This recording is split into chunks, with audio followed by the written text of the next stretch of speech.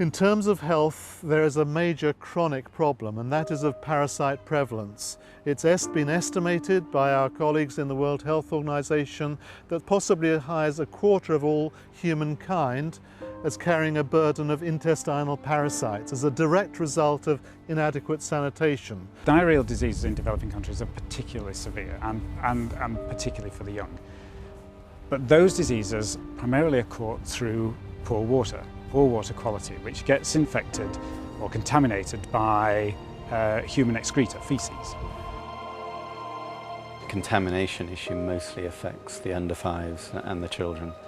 That's the issue.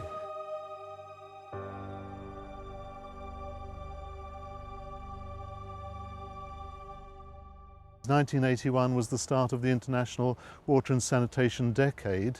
It meant that the World Health Organization was publishing guidelines for critical parameter testing of water supplies, again in sort of remote areas and rural areas of developing countries. And so what we needed therefore was to have not only a bacteriological test kit, but a simple test kit which would include chlorine residual, pH, turbidity and even conductivity all in one box. So that was the sort of the impetus to design the DelAgua test kit. The beauty of the DelAgua kit is that if you've got electricity which isn't on all the time, you can charge your battery, take it out to the field, do the test in the field, or at least charge up the incubator so that you can come back and do the test. And it's extremely robust.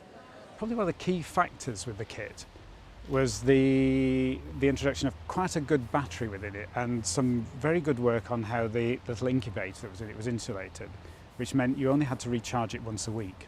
Used by a wide range of NGOs, Oxfam being one of the big ones, but also UN agencies, UNICEF used a lot of them, WHO used a lot of them, International Federation of the Red Cross. So some of the very big ones, and also right down to the sort of small individual man and a dog type operation, I suppose, who would just maybe buy one kit and it would last years. I mean, we did have one kit once came back for repair and it had been out in the field for 14 years without any problems on it. So it was an incredibly robust piece of kit, very well designed.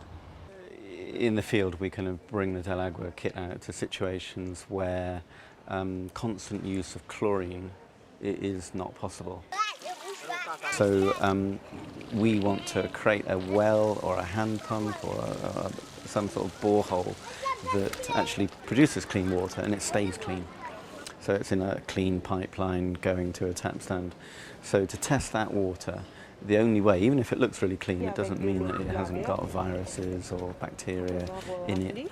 So we use it mostly for monitoring purposes. Now for the long-term use, then it might be an ongoing 1 month. You do random selection of wells as ongoing monitoring. In 2006, the University of Surrey, along with other investors, founded DelAgua Water Testing Limited to take over the management of the DelAgua organisation. Well, the first aim of when the new business was formed was to remanufacture the kit so we could hold high levels of stock so that we could cater for emergency scenarios. So I think, and then we did the remanufacturing, we went and spoke to Oxfam, to various other customers, and to find out exactly what we could do to improve the kit. So we've now made it out of much more robust materials.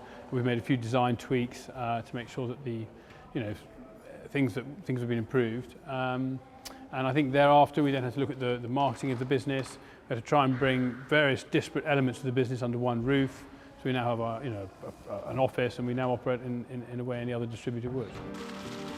We sell the kits primarily to the major international NGOs, some government agencies, but the kit is in use in about 130 countries around the world.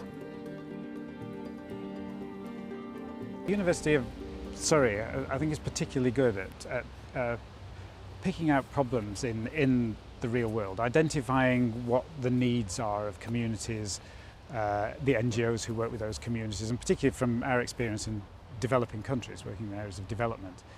And then identifying what sort of technology is available within the university or outside the university, and bundling that, applying it into these type of environments so that it works cheaply and effectively for the people who actually need it. We have stood the test of time. We've been going 25 years. We have kits that are still in the field that were bought over 20 years ago and still being used. So I think DelAgua has a very, very strong brand name with the NGOs in the developing world, and I think, you know, people, if they find something that works, they like to continue to buy that. And, you know, we are committed to making sure that quality, that high level quality level stays.